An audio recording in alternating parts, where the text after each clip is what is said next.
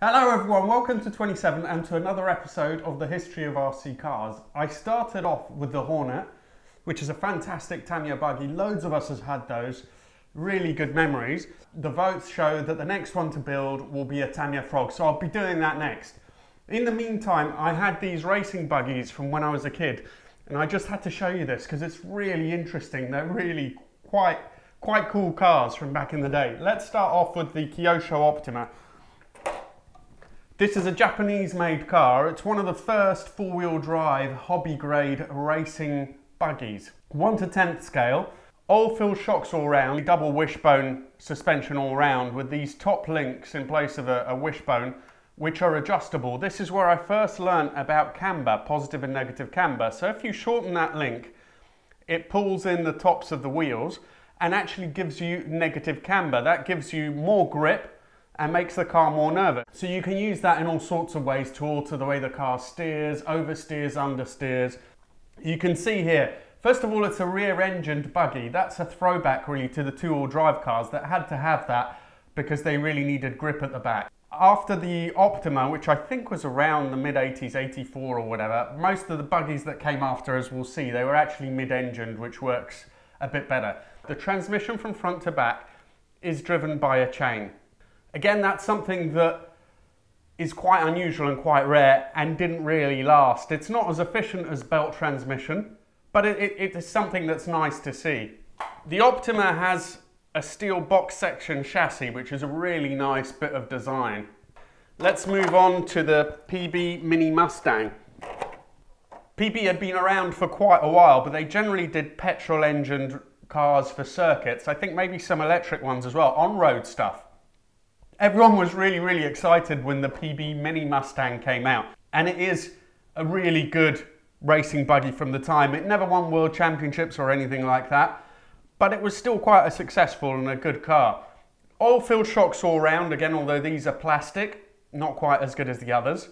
Real double wishbone suspension, this one, but this is where the motor would go, so it's mid-engine. Secondly, it's made out of GRP glass fibre, so it is actually significantly lighter than the Optima. It has adjustable toe in and toe out at the back. By adjusting these rods, you can get the back wheels to toe in or toe out, as you can do with the front. Toe in, more stability, toe out, and you get more oversteer. The original Mini Mustangs also came with an option which hasn't really been followed up since, and that was a dual speed clutch. When the motor actually reached peak revs and peak RPM, the clutch would engage and you would essentially get higher drive, so a higher top speed. This is something that's really nice, and these cars are really rare. Another car which I had and I raced was a Schumacher CAT. Careful preparation and adjustment of your Schumacher CAT will bring great satisfaction and hopefully race success. Good luck with your racing.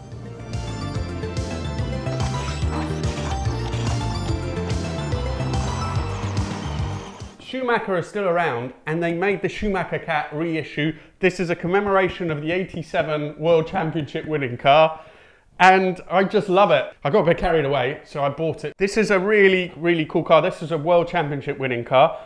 Again, it's a fiberglass chassis and a belt drive like the Mini Mustang, mid-engined, but it was just much more successful. What we'll do for the rest of this episode is we will build this car up. Let's get started with the CAT.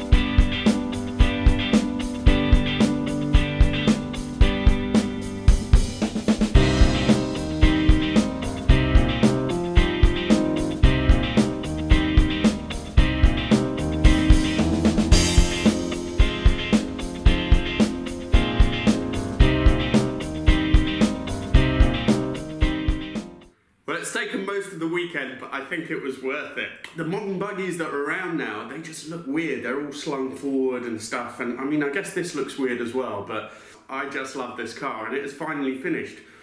I've got scrapes and cuts all over myself. It's a different proposition building this to like a Tamiya. In one way, it's actually much better because you just get a series of sort of bags for each build process, so you don't have to fish from different bags or boxes.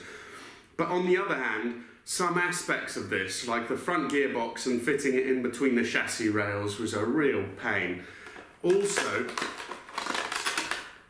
this steering mechanism, they make you put this in towards the end of the build, which makes absolutely no sense because you have no room, you can't get to it at all. It should be one of the first steps when you're putting the chassis sandwich in. I'm sure there's a reason for that, I don't know. Just to show you a few features, so first of all, the ball differentials front and back, they're actually adjustable. So they're essentially quite rudimentary limited slip diffs. So you can tighten them as much as you want, almost locking them up solid. So for low grip conditions, you lock them up. You can also vary it between front and rear. So again, if you lock up the diff at the front, you'll have less sort of turning. If you lock up the diff at the rear and leave the front one loose, you're going to get a bit more oversteer. You've got the anti-roll bar here, which is adjustable. At the front, you have this crash back mechanism, so that if it hits something, it takes the sting out of it and it's less likely to break wishbones.